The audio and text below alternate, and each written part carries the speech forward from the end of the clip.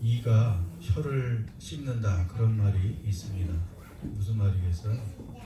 여러분도 가끔 우리의 혀를 깨무는 경우들이 가끔 있죠. 왜 가끔 깨물게 되는지. 그러니까 그 말은, 이 속담은 사실은 우리 가까이 있는 사람들이, 나와 아주 곁에 있는 사람들이 우리 주변에서 우리 마음을 아프게 하고 우리에게 상처를 주게 된다는 이제 그런 의미일 수 있죠. 우리 주변에도 그렇고 사실은 또 영화나 소설 제목에도 그런 게 많이 있어요. 부모와 자식 간에 원수가 되고 상처가 되고 상처를 서로 주고받아서 상종을 하지 않고 같은 도시에 살아도 같은 나라에 살아도 아예 그냥 살았는지 죽었는지 소식도 끊긴 이제 그런 관계도 참 안타깝게 많이 있습니다. 그런 관계는 참 고통스러울 거예요. 아프죠. 수년도 아니고 수십 년 동안 그렇게 관계가 끊어진 경우도 사실 종종 보게 됩니다. 그러다가 또 뭐 영화나 소설에서는 마지막에 극단적으로 화해되는 경우도 있죠. 사실 부모들이 자식을 미워하는 경우는 없는데 뭐 처음 키워보니까 다들 온전한 부모가 어디 있겠어요. 자기는 사랑으로 자녀들을 대한다고 하는데 그 언어와 태도 이런 것들 때문에 자녀들은 큰 상처를 계속해서 받는 거죠. 그래서 그냥 이제 부모로부터 나는 독립하겠다 하고 뛰쳐나가고 다시는 돌아오지 못하는 거죠. 그러다가 이제 자기도 자녀를 낳고 키우다 보니까 그나마 부모의 마음을 조금 더 헤아리게 되고 내가 용서해야 되겠다고 해서 극적으로 또 부모와 화해돼서 마지막에는 또 해피엔딩으로 끝나는 경우도 있습니다. 왜 이 말씀을 드렸는가 하면 사실 오늘 말씀에도 그러므로 우리가 믿음으로 의롭다 하심을 받았으니 우리 주 예수 그리스도로 말미암아 하나님과 화평을 누리자. 오늘 말씀에 또 화평을 누리자 하고 하나님과 화해되었다 그런 말도 또 뒤에 나옵니다.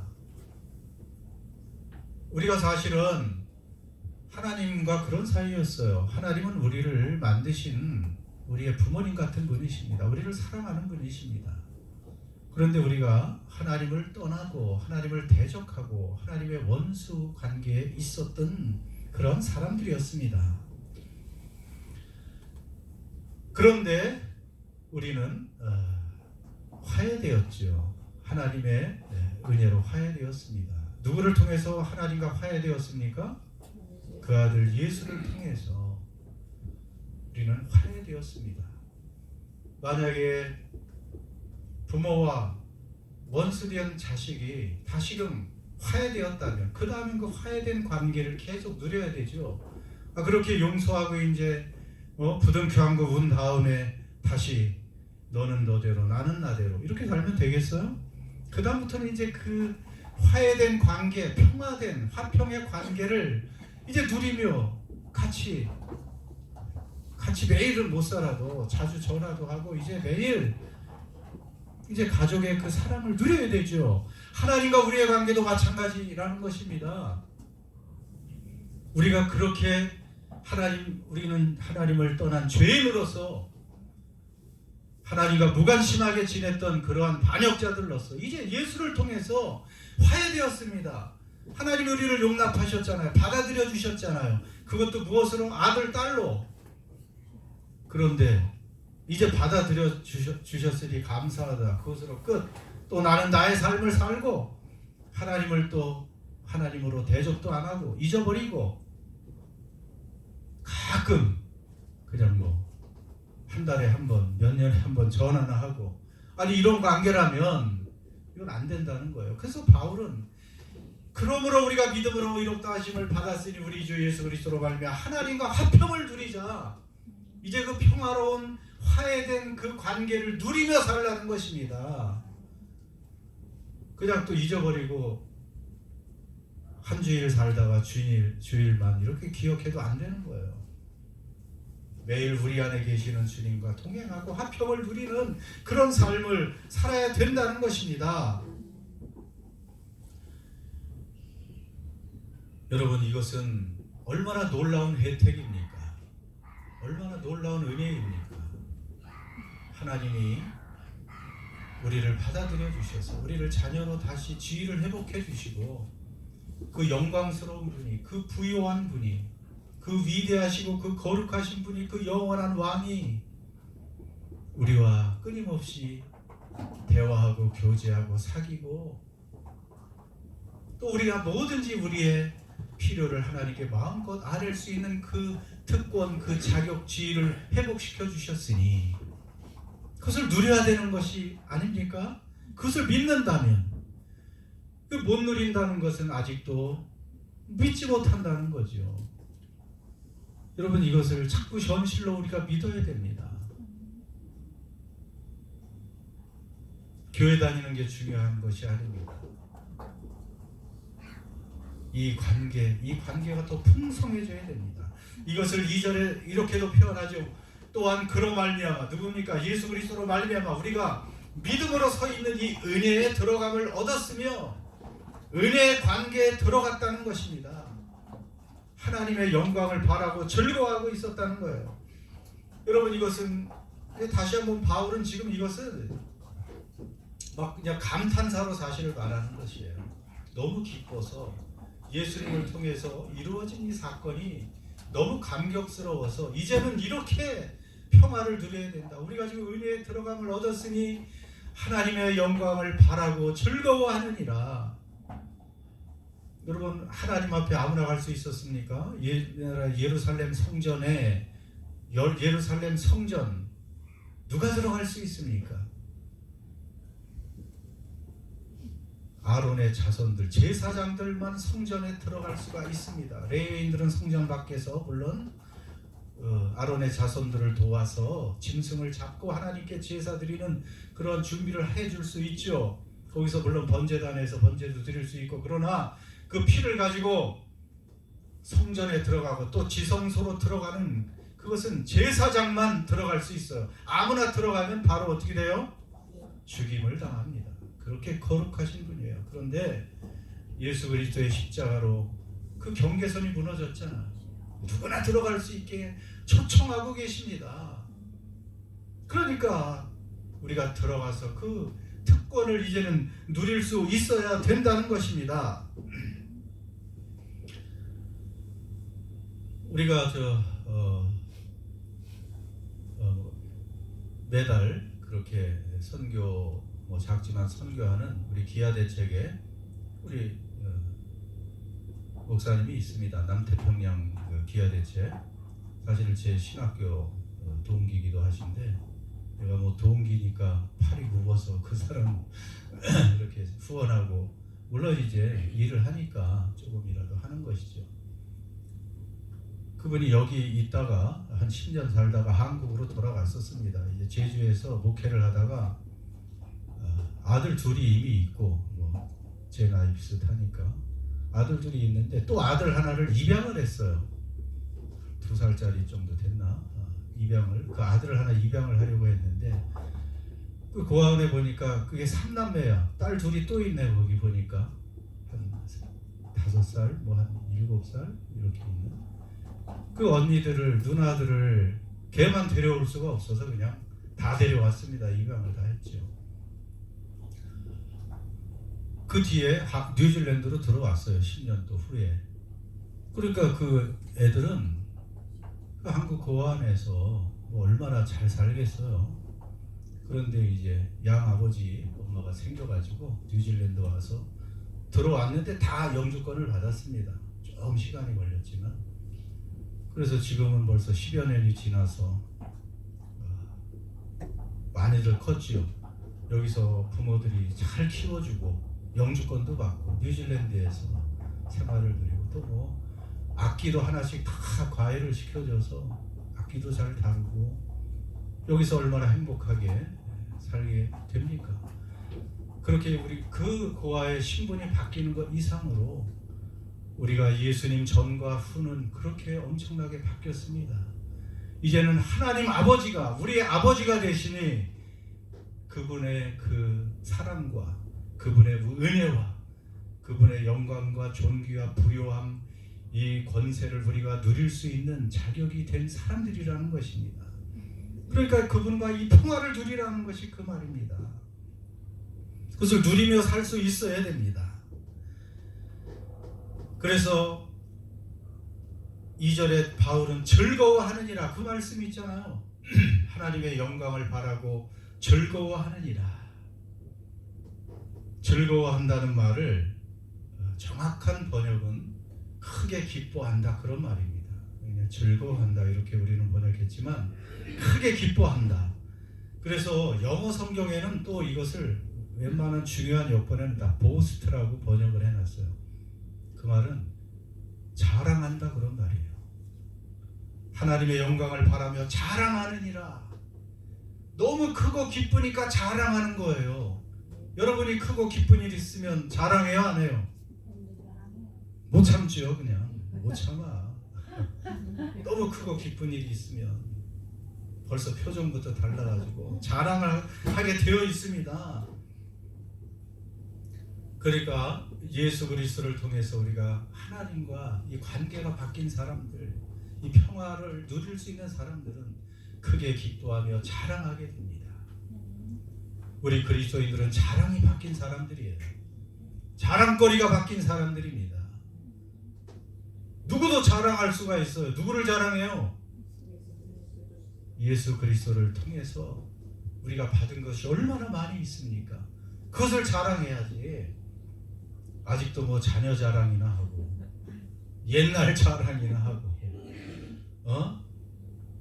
자랑거리가 우리는 바뀐 사람들이에요. 돈이 많은 것을 자랑할 수가 없어요. 우리 그리스도인들은 잠깐 있다 없어질 것을 누가 자랑을 해요?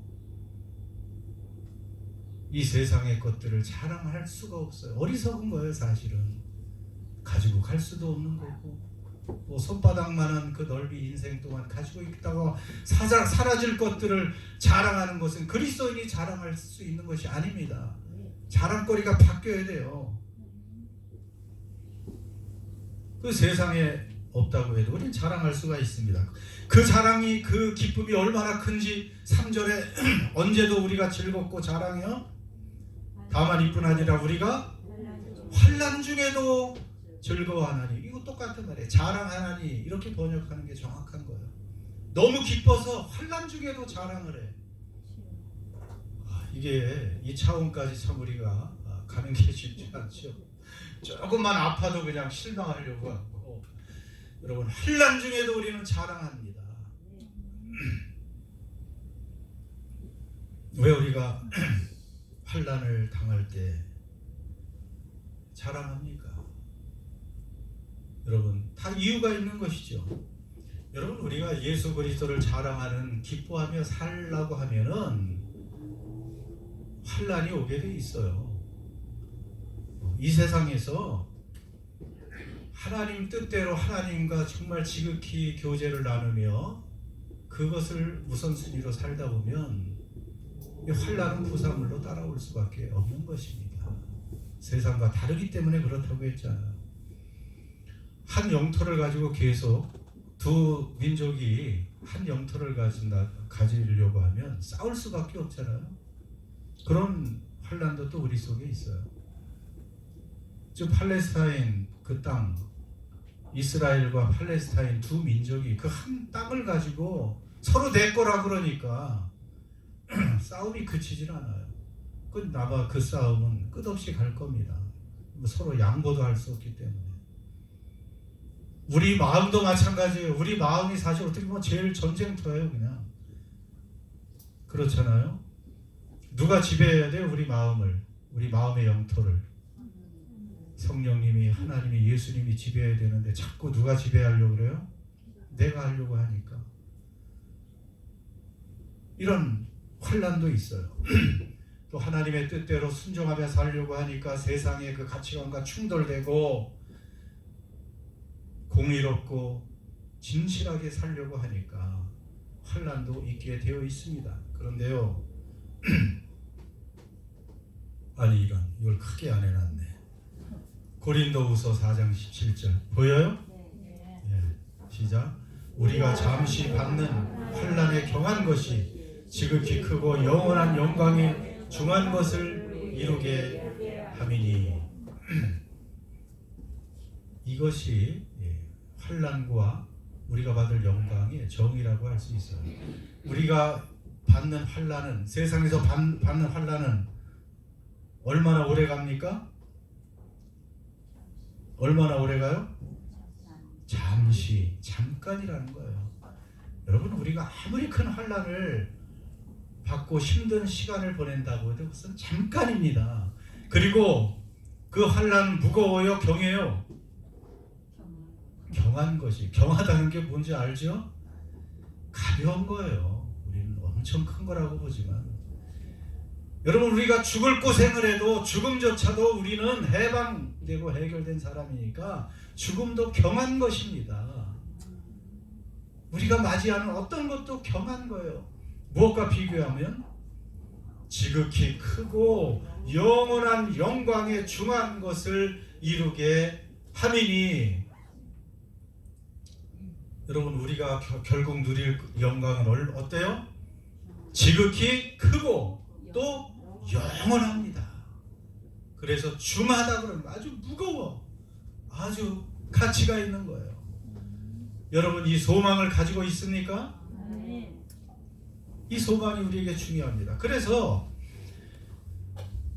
우리가 환난 중에도 즐거워하나니, 환난은 무엇을 만들어내요? 인내하게 해요. 인내할 줄 아는 사람이, 인내할 줄 아는 사람이요. 작은 일이 있어도 그냥 왔다 갔다 하는 사람은 어린애잖아요. 작은 일과 작은 감정에 그냥 막 휩싸이는 어린애들은 그렇잖아. 조금을 못 참잖아요.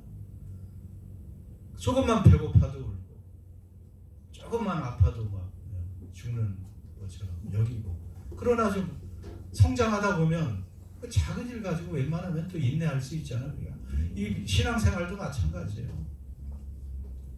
환난을 인내할 줄 아는 사람, 변함없이 환난이 와도 일편단심, 누구만을 의지해요? 주님만 의지하고 붙들고, 그것도 그 가운데 즐거워한다고 그랬어요. 인내를 통해서 무엇이 생겨요? 연단을 이렇게 나왔는데, 이거는 성격의 연단을, 그런 뜻이에요. 성품, 캐릭터라는 말인데, 그냥 연단을 이러니까 뭘 연단하겠어? 우리 성품을 연단하는 거지.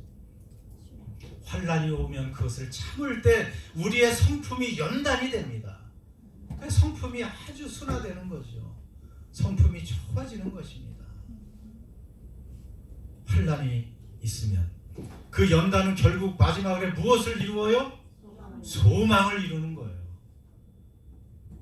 우리의 소망은 무엇입니까? 우리의 진짜 소망은 마지막에 하나님의 영광을 우리가 누리는 것입니다.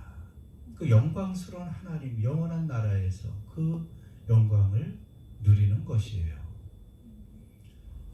여기 이렇게 참 이렇게 우리가 구체적으로 여기서 보이는 것 때문에 이게 담주하고 살고 있는데, 우리는 이 보이지 않는 하나님, 보이지 않는 이 영원한 나라, 이것을 우리가 정말 볼 수 있기를 바랍니다. 그것을 보고 살면 무서운 것도 없고 두려운 것도 없고 염려도 없고, 여러분, 벌써 여기서 우리가 믿음으로 그 경지에 이르러야 됩니다. 그것이 믿음이에요. 그냥 눈에 오락가락하는 것 때문에 우리가 왔다 갔다 하고 그렇게 살면 문제가 있습니다. 소망은 우리를 부끄럽게 하지 않는다 5절에 나와 있죠. 우리에게 주신 성령으로 말미암아 하나님의 사랑이 우리 마음에 부음받음이니. 여러분, 예수 믿는 우리에게 하나님의 사랑이 어떻다고요? 하나님이 하나님이 우리에게 사랑을 주셨다 그래요? 어떻게 표현해요? 여기 보면 부음받음이 뭐예요? 어떻게 주셨다고? 사랑을 그냥 쏟아 부어 주셨다는 거예요. 쏟아 부어 주셔요. 하나님은 사랑을. 여러분, 하나님의 사랑이 그런 사랑이에요.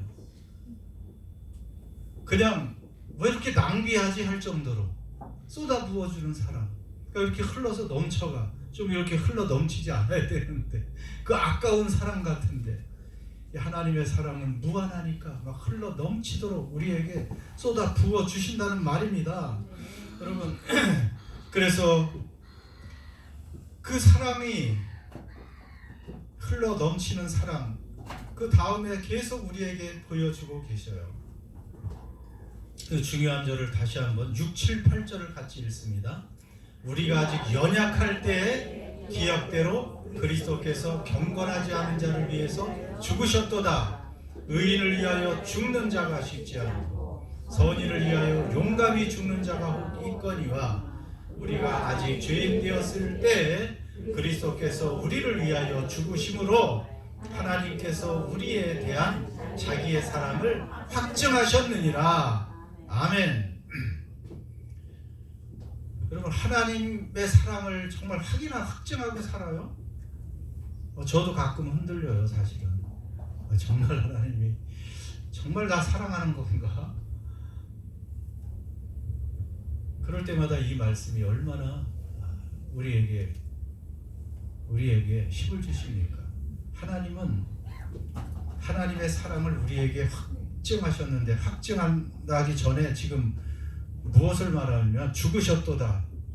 죽으심으로 죽음에 관해서 다 얘기를 해요. 그러니까 그 말을 보면 하나님의 사랑은 무엇을 통해서 나타나요? 여기 확증된다는 것은 여기 영어 성경엔 demonstrate, 데모해 주셨다고 해요. 그것은 확실히 행동으로 보여주셨다는 거예요. 우리 눈으로 볼 수 있도록 하나님의 사랑을 보여주셨는데 그것이 바로 그리스도 예수의 뭐예요? 십자가라는 것이죠.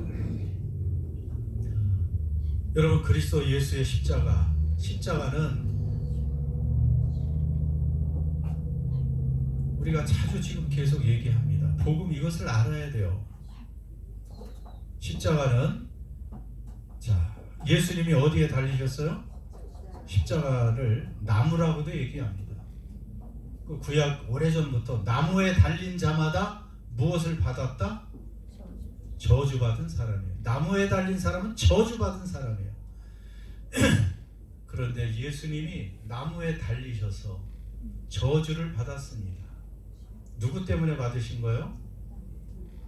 우리를 살리기 위해서, 우리 죄값을 치르시기 위해서 우리 대신 저주를 받았는데요. 여러분, 이 저주가 얼마나 큰 저주인지를 또 알아야 된다 그랬잖아요. 이 저주가 얼마나 큰지. 요즘에 그 홍수 피해 얼마나 큽니까? 중국의 홍수 피해 대한민국 5천만 명, 5,500만이 됐나? 그만한 인구가 다 수재민이 돼버릴 정도니 그게 다 수재민이에요. 아마 그 통계가 그 정도면 조금 더 있겠죠. 아무래도 좀 줄이니까 정부 통계는 안 잡힌 것도 있고. 세상에 홍수가 얼마나 큰지 다 쓸어가가지고 죽은 사람도 많고. 대한민국도 보니까 요즘 엄청나대요. 한국도 얼마나 그 물이 그냥 그 홍수가 범람해서 강이 넘치고 도시가 그냥 물에 잠기고 쓸려가고 차도 막 떠다니고 홍수가 그렇게 무섭더라고. 근데 세상에 제일 큰 무서운 홍수가 언제 났어요? 누구 때? 노아 때 났죠. 노아의 홍수 때는 얼마나 큰지 온 세상이 그냥 다 휩쓸려 내려갔어요. 다 물에 잠기고. 노아의 홍수 엄청 무서운. 여러분, 지금 일부 나라에서 난 국지적인 홍수도 그렇게 큰데 노아의 홍수는 얼마나 컸어요. 그러나 노아의 홍수의 심판의 그 무서움과 예수님의 십자가의 그 저주를 받는 그 무서움, 어떤 게 클 것 같아요? 예수님이 받아낸 그 십자가의 무서운 저주와 고난은 노아의 홍수와 예수님의 십자가의 그 무서운 고통을, 환난을 비교하면 노아의 홍수는 그렇게 누가 비교해? 풀잎에 맺힌 이슬방울 하나. 노아의 홍수는 풀잎에 맺힌 이슬방울 하나밖에 안 될 정도고, 예수님이 받아내신 그 엄청난 진노와 심판, 저주는 노아의 홍수가 그 온 세상이 심판받은 그 무서운 진노도 물 한 방울밖에 안 된다는 거예요. 그러니 예수님이 받아내신 이 십자가의 고난이, 저주가 얼마나 크다는 것을 우리가 이해해야 된다는 것입니다. 그 정도예요. 이건 수치적으로도 그렇다고 저는 볼 수가 있어요. 노아 때는 뭐 노아의 그 8가족은 살았지만 그 당시만 해도 온 인류가 뭐 몇백만 명 됐겠습니까? 온 세계적으로 몇십만 명, 뭐 그 정도. 그런데 지금 예수님은 과거, 현재, 미래의 온 인류가 받을 저주를 그 몸으로 혼자 받아낸 것이에요. 그래서 우리 은혜라는 성도들은 꼭 기억을 해야 됩니다. 그 십자가를 낭만적으로 생각하면 안 돼요. 십자가에 뭐 대못 박힌 거? 이거 아프죠? 대못이 나무에까지 깊숙이 박힌 거? 이 고통스러워요. 물론. 그리고 가시면류관, 이건 완전히 가시나무의 그 무서운 아주 면류관이죠. 그걸 쓰면 머리에 그냥 가시가 박혀가지고 이마에 피가 막 나올 수밖에 없어요.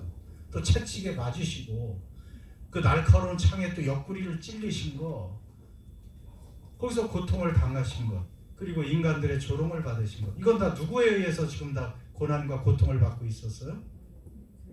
인간에 의해서. 여러분, 그것은 예수님이 받으신 고난의 서막에 불과한 거예요. 그건 서론이야. 진짜 그 다음부터 무서운 고난은 하나님이 내리시는 그 무서운 저주와 심판이에요.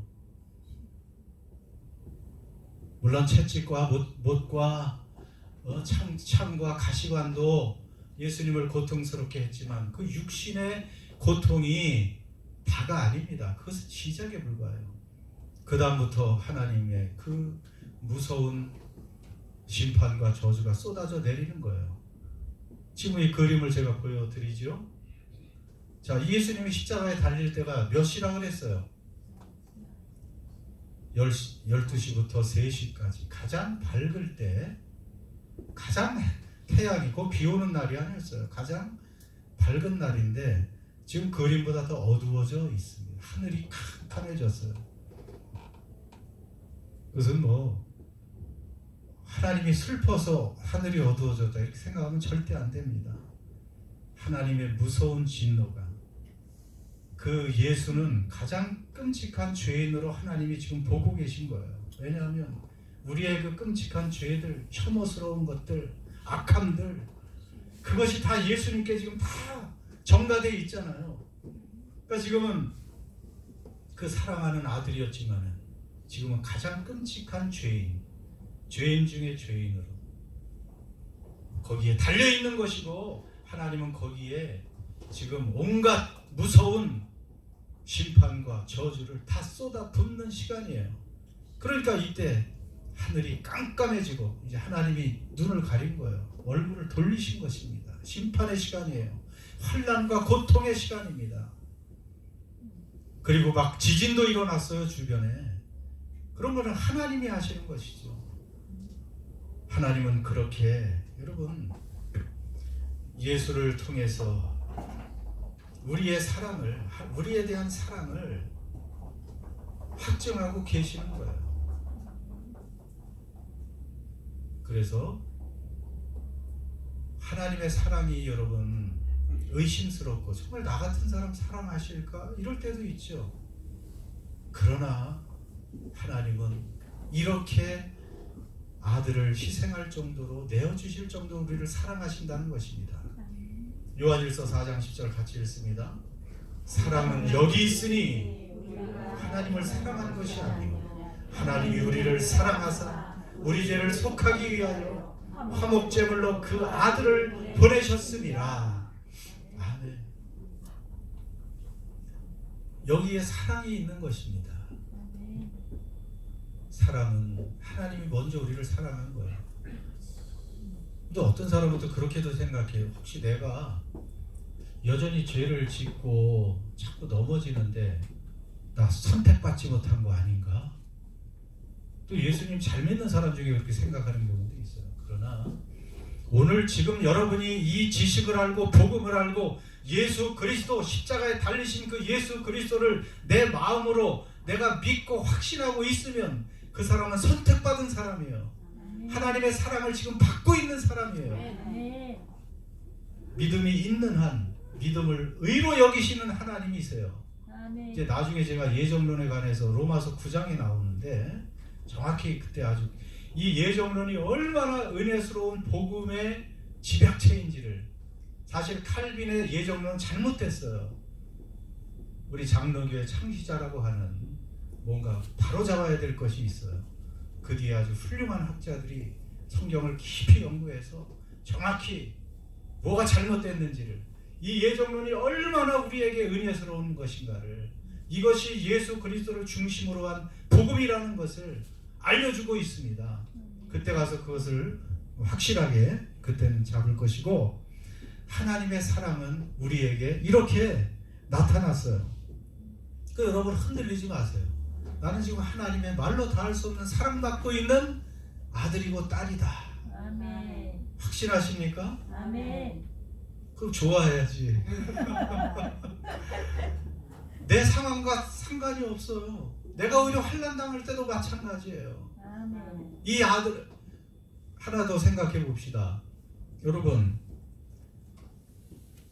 다른 사람이 나를 사랑한다는 것을 뭘로 알까? 사람이 나를 많은 사람들이 선물로 생각하기도 하지. 그 사람이 되게, 자녀들이 또 부모가 자녀를 사랑할 때 뭘 주는가 보면 알잖아요. 그 선물의 가치가 그 사랑의 가치를 얘기하기도 해요. 그렇잖아요? 여러분이 자녀를 사랑하니까 자녀들에게 주는 거 뭐 가격이 아까운 거 있습니까? 그러니까 막 집까지 주대, 자녀들에게. 그 비싼 걸 어떻게 줘? 그걸 아깝지 않으니까. 그 자녀들도 또 부모를 사랑하면, 그렇죠, 또 뭐 집도 사주기도 하지. 좋은 거 주지요. 그 여자 뭐 남녀가 또 이렇게 만나서 서로 사랑하면 남자들이 또 쓸데없는 공약을 하기도 하죠. 뭘 준다 그래요? 하늘의 별을 따다 준다 그런다네. 그럼 다른 나라에서도 마찬가지로 하늘의 별까지 따다 줄 것이다. 그 약속을 이룰 수 있어요? 없어요. 그러니까 사랑하니까 그냥 불가능한 것 같고 모든 걸 다 주고 싶다는 것이죠. 하나님이 사랑을 하니까 우리에게